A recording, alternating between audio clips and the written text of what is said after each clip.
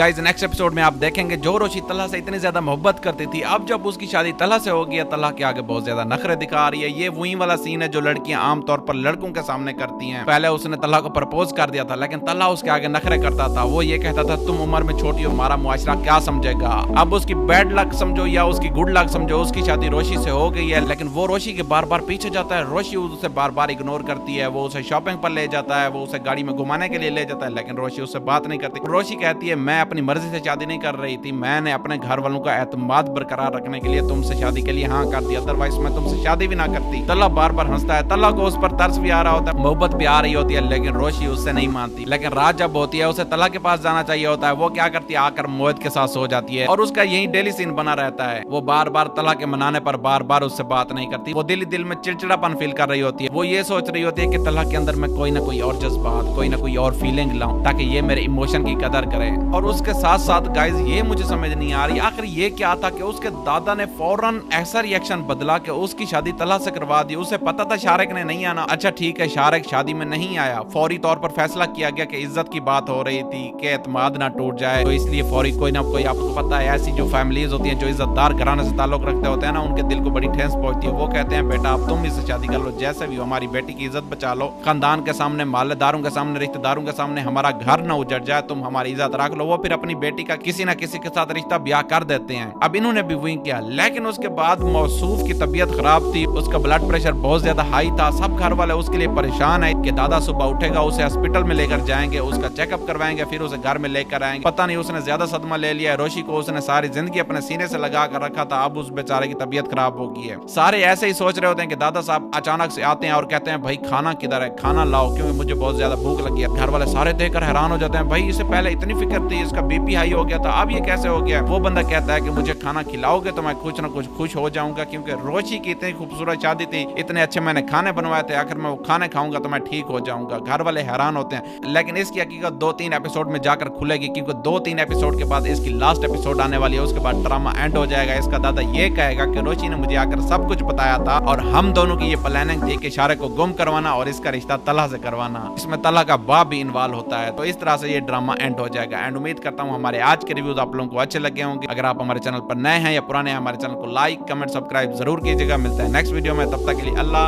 हाफिज।